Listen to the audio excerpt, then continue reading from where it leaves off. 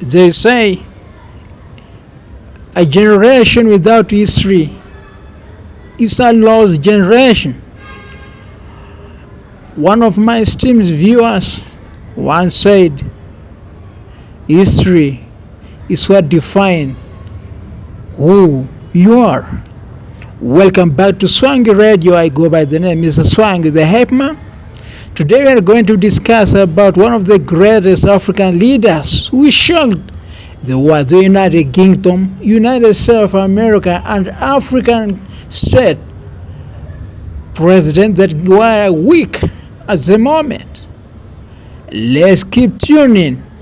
If you think, was it Abdel Nasser of Egypt, Muammar Gaddafi of Libya, is it Jomo Kenyatta of Kenya, is it President William Ruto, is it Kaguta Museveni of Uganda? Whom do you think this man is? Today we are going to dwell in a story of a man who was not just a president but a field marshal. Let's get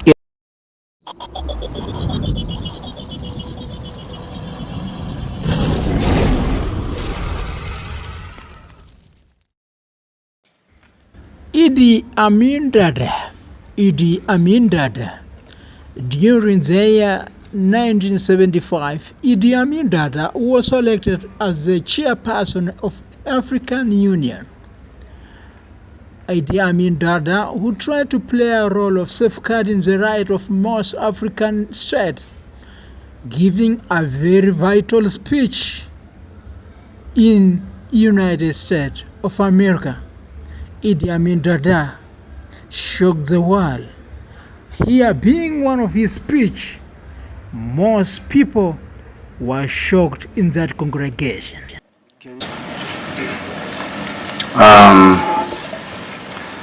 I think Uganda,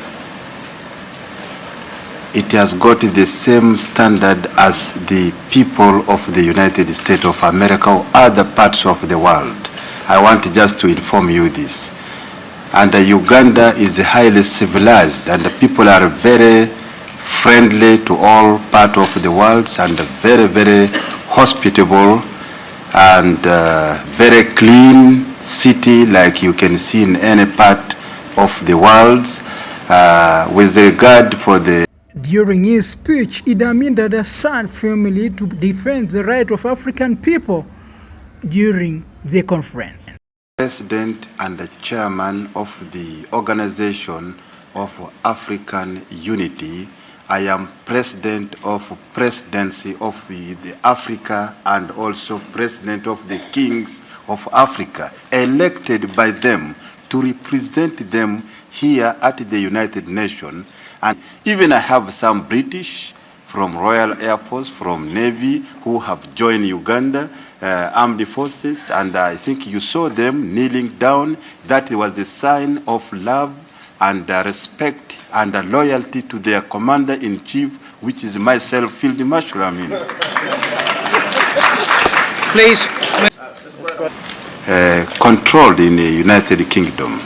I am not against them, but I am advising them to stop killing of Roman Catholic and also of other people in the United Kingdom. Even yourself, you might be there.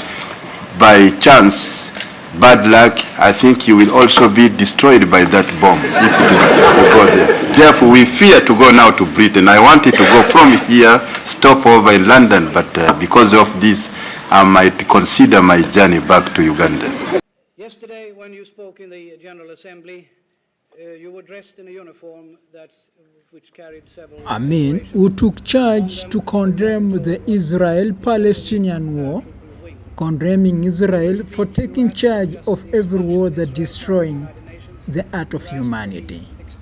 Of the Israeli government to change their mind, to stop fighting, and to obey the United Nations resolution to withdraw from occupied territory. And you cannot keep the Palestinians, who are the owner of the lands, to be in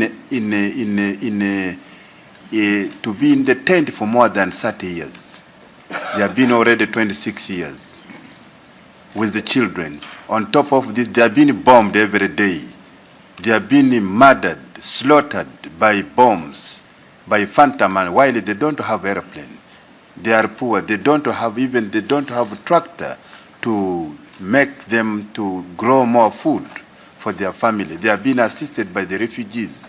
And we don't want this state. Today, in most modern world, we wanted to see that instead of buying phantom jets and even Idi Amin Dada, who used the chance to condemn the Western media to stop portraying Africa and Uganda as a place that inhibit human rights, asking them to write truthful information about the state of Africa rather than writing rumors.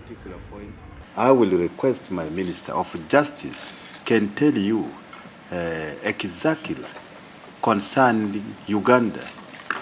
Whatever it is happening in Uganda, they are saying by the Amnesty International, it is not true at all. Uganda is a more peaceful country than the United Kingdom. I want just to tell you this. In which they find themselves. Sir, how do you know that? What are your sources? Do you have a CIA of your own in America? Tell us how you know all this. I get this information from America. Don't think that whether I am staying in Uganda, I cannot know exactly what is going on in America. I have very many American friends, and I love them very much. They also love me very much. And they give me this information which I said.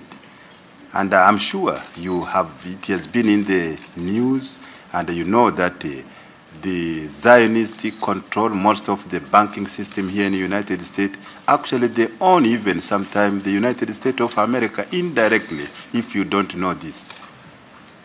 I am speaking as the president and the chairman of the Organization of African Unity.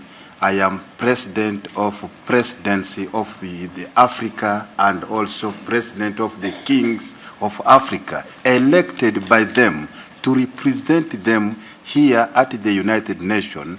And the speech which I gave yesterday, it covers the whole problem of Africa. Also, I was requested by the current chairman of the non-aligned countries, President Boumediene of Algeria, that I could also cover the problem facing the non-aligned, which the Organization of African Unity are a member. And therefore, with that trust, when I am speaking on behalf of these two organizations. And I know very well that with the imperialists who have got a colonial mentality, they make even innocent Europeans running away from Africa, like in Mozambique might be, like in Angola, that fighting is going to be there. When the African takes power, they will kill all of you, but it is not true at all. Africa wants to live with the all color, with the all people of the world. They wanted to be educated. Africa are no longer slaves today.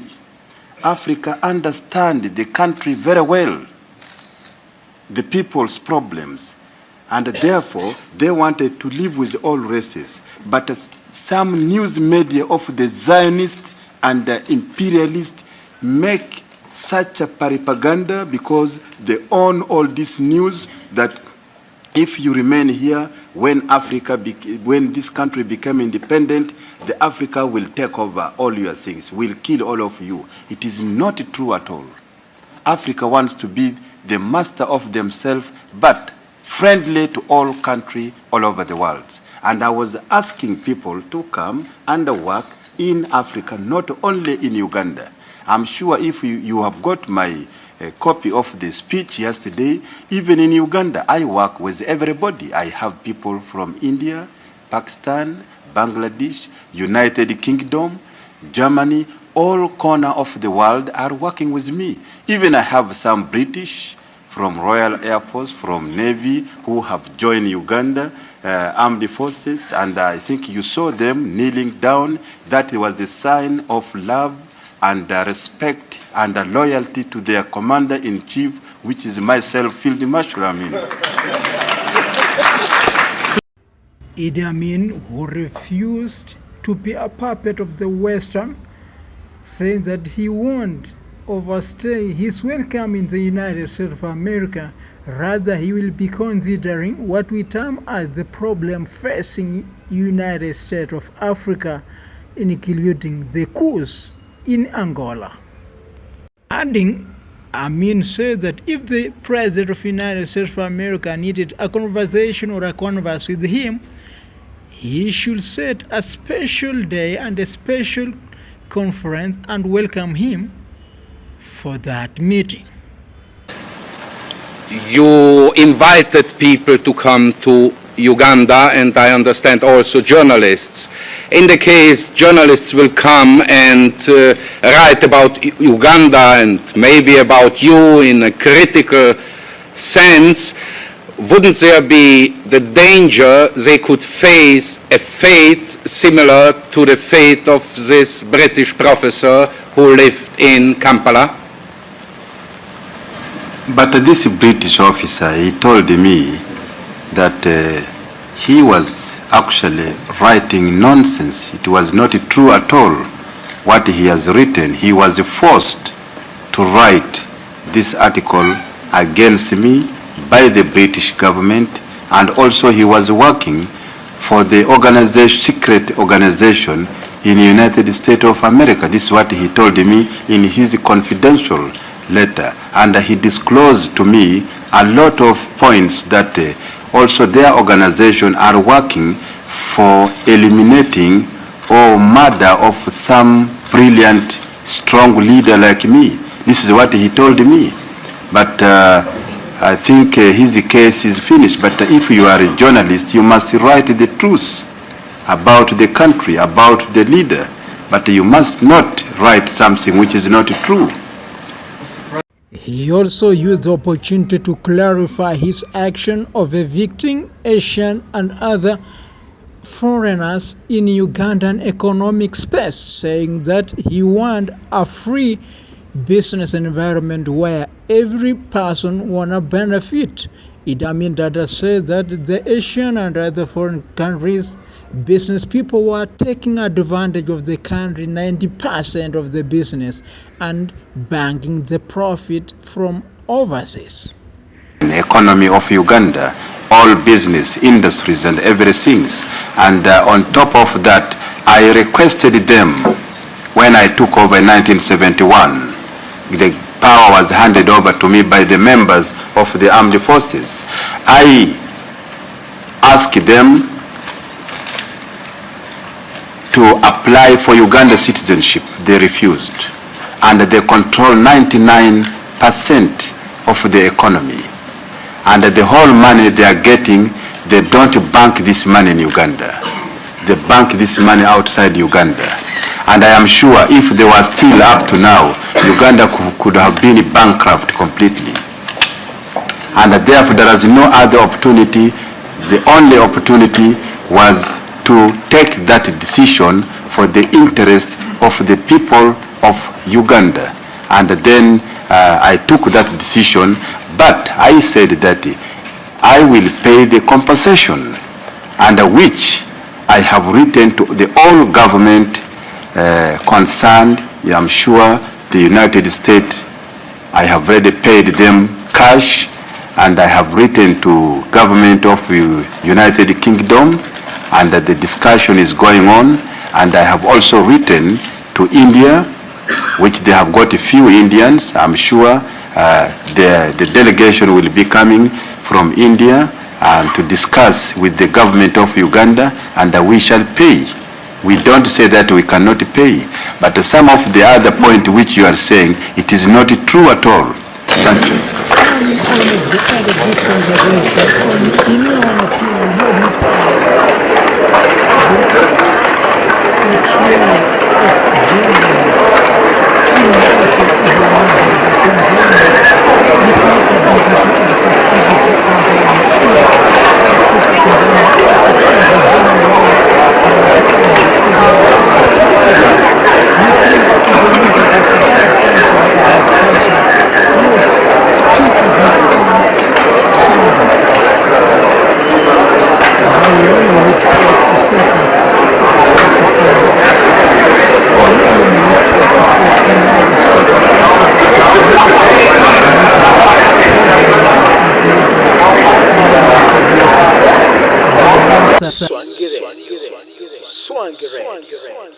Infotainment, entertainment, and the pioneer of storytelling, Swangy Radio.